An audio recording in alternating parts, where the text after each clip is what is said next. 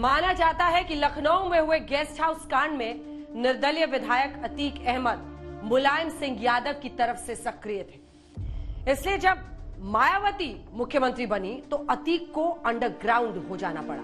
लेकिन अतीक इलाहाबाद से 3 बार निर्दलीय और 1 बार सपा के टिकट पर जीत चुका था। हालांकि गेस्ट हाउस कांड के बाद से ही मायावती की आंखों में अतीक अहमद चुभने लगा। राजूपाल की हत्या के बाद रिश्तों में तल्खी और आ गई। तभी तो साल 2008 में राजधानी दिल्ली में मायावती ने प्रेस कॉन्फ्रेंस में अतीक का नाम लिया था। प्रेस वार्ता में कांग्रेस पर आरोप लगाते हुए कहा था कि अगर उनकी हत्या होती है तो जिम्मेदार कांग्रेस होगी। अतीक अहमद ने उन्हें जान से मारने की धमकी दी है और कांग्रेस ही अतीक को सरकारी सिक्योरिटी दे रही है। यह पहला मौका था जब अतीक का नाम उत्तर प्रदेश की राजनीति से निकलकर दिल्ली में सुर्खियां बटोर रहा था, क्योंकि 2008 में न्यूक्लियर डील को लेकर यूपीए सरकार से लेफ्ट ने अपना समर्थन वापस ले लिया था। सरकार के पास बहुमत नहीं था।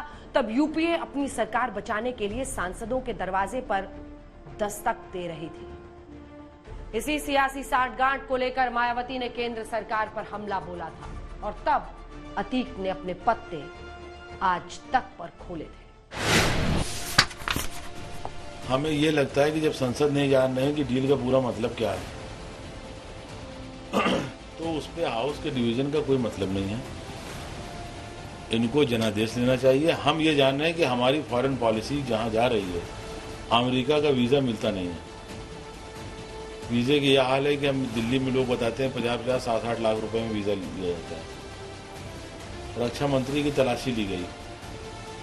तो हमारी फॉरेन पॉलिसी क्या है ये तो बताया जाए। जो गल्फ के वो सिटी देश जहाँ का गरीब आदमी जाके फॉरेन करेंसी ले आता है कमा के। साउथ में आप जाके देखिए हमारे यहाँ का कितना गरीब हिंदुस्तानी गल्फ में जाकर कमा रहा है, वहाँ तो वो बर्बाद किए पड़े हैं, अपने यहाँ जाने नहीं देंगे। तो इन सब बातों को लेकर के आपका क्या रुख है? आप समर्थन देने वाले हैं या आपकी क्या प्लानिंग है आगे? नहीं, हमारे समर्थन देने की बात कहाँ सुनती है। मैं कह रहा हूँ कि मैं न्यूक्लियर डील के बारे में एमपी हो के नहीं जानता। कल परसों 2 दिन चर्चा है। अब चर्चा में देखते हैं कि कहाँ तक हम लोग को बताया जाता है क्या है ये। लेकिन फॉरेन पॉलिसी में तो अभी किसी के पास कोई जवाब नहीं है कि हमारी विदेश नीति कहाँ से खत्म हो गई। नई नीति अगर आप लागू कर रहे हैं तो आम जनता को उसमें आप साथ कर लें। क्या जरूरत इतनी जल्दीबाजी की? यानी कॉन्फिडेंस मोशन में अगर आपके वोट की जरूरत पड़ी तो आपका वोट कांग्रेस के साथ नहीं है?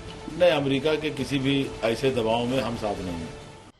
कहा जाता है कि अतीक अहमद को पहला राजनीतिक संरक्षण पूर्व केंद्रीय मंत्री शेरवानी से मिला।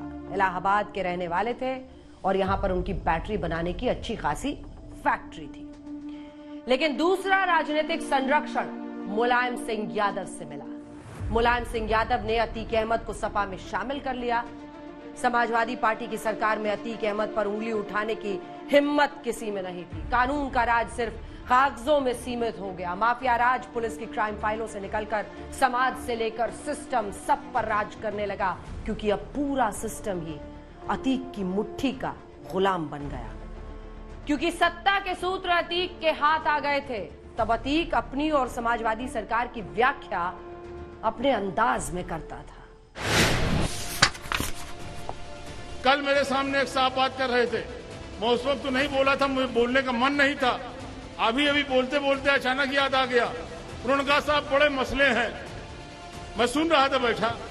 कहीं साहब 100 पता नहीं कितना दंगा वो गिने हुए थे हमारा अख्तर साहब, तो 100 कुछ दंगा गिने थे। कई इतने दंगे हो चुके हैं मुलायम सिंह की सरकार में। बताइए मुसलमान कहां से वोट देगा? और यकीन मानिए हम इतना झुंझलाए हुए थे किसी बात में कि हम उस वक्त कुछ बोले नहीं। लेकिन हम आपसे कहना चाहते हैं मुन्ना साहब, ये बातें अभी चुनाव में आएंगी। हालांकि कुछ बात मंच से कहने की नहीं होती, हमारे अखबार के साथी भी होंगे, लेकिन आप छापते हो तो छाप दो। दंगा दंगा दंगा नहीं होता। जब मायावती की सरकार रहती है, भाजपा की सरकार रहती है, तब आप दबके रहते हो अपने घर में। और जब मुलायम सिंह की सरकार होती है तो सीना तान के चलते हो सड़क पे। और जब सीना तान के सड़क पे चलते हो तो ये दूसरों को नागवार गुजरता है और इसीलिए दंगा होता है। जब आप दुपक के घर में बैठे रहोगे तब कौन सा दंगा होगा? और ये सही है कि उत्तर प्रदेश के अंदर जब जब सपा की सरकार होती है, मुसलमान को यकीन रहता है कि हमारे साथ इंसाफ होगा, न्याय होगा, हमारे साथ नाइंसाफी न होगी।